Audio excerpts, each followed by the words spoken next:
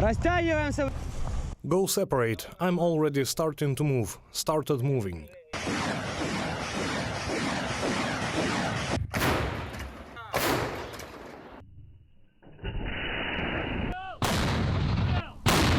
On the morning of September 6, 2022, Ukrainian troops go on the offensive in the Kharkiv region. The starting point of the breakthrough is the small village of Verbivka, near Balakliia. Servicemen of the Kraken Special Forces enter there, occupy a convenient line, and provide a vulnerable position for Russian troops near the breakthrough.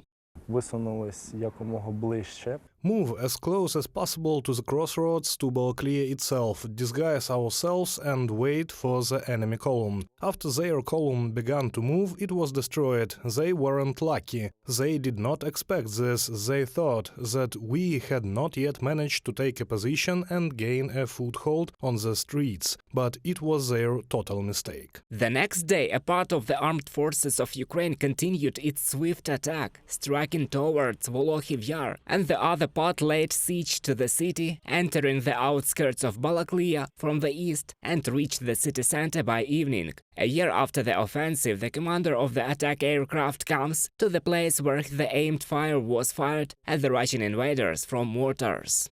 З цих позицій ми працювали по перекрестю, яке веде у From these positions, we worked along the crossroads that leads to the city of Balakliia. Grenade crews were located here, and when someone advanced from Balakliia, from our enemy, we worked.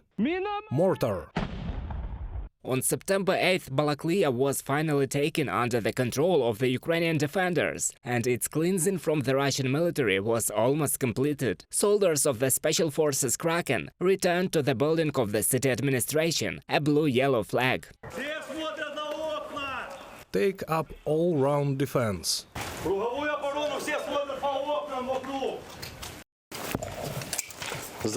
Take sectors.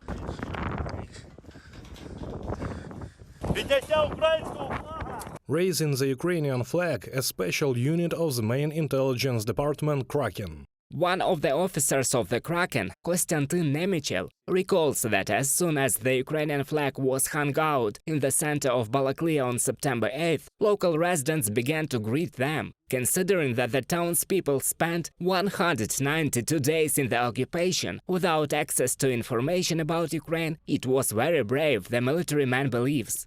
Люди все ж таки виходили з українськими прапорами. People came out with Ukrainian flags, and when we first went into this building, we found a lot of such things as preparations for the elections, some kind of ballots, some campaign leaflets. There were a lot of boards hanging here, Russia is here forever, and everything else, but as we see, it was temporary. There were temporarily occupied territories, and we freed them, and now we see how people live here, work, and everything is very good.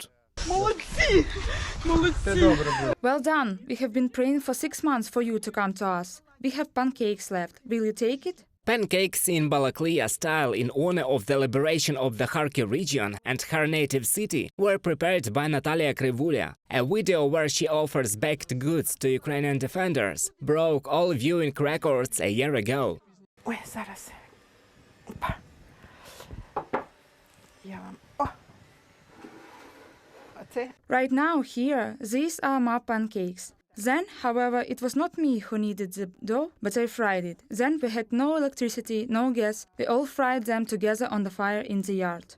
Woman says that when the city was occupied, she decided not to evacuate, leaving her 2 daughters and 3 grandchildren with her. They lived in the basement, took turns going outside for a while to cook food. For 6 months of living next to the enemy, she saw a lot, but the pensioner's memory is how Ukrainian soldiers looked and how they behaved when they met with local residents. Їх багато було. There were a lot of them, and they were all so fit, and it's completely, well, the difference is huge between the Russian soldiers and ours, as we have seen them. There is a big difference. Such handsome men, all young, so beautiful. Well, I won't tell you, it seemed to me that it was all such handsome men who were selected. After Balakliia, during the counteroffensive of the armed forces of Ukraine in the Kharkiv region, Izum, Vovchansk, Dvorichna, Shevchenkove, Veliki Burluk, Kupiansk and about 300 other settlements were liberated. By September 11, 2022, the Ukrainian army reached the border with Russia. According to the Kharkiv Regional Military Administration, as of September 2023, about 5% of the territory of the Kharkiv region remains occupied, and until September 2022, 25% of the region was temporarily occupied. Reported by Roman Smoler, Natalia Belokudria, UATV News.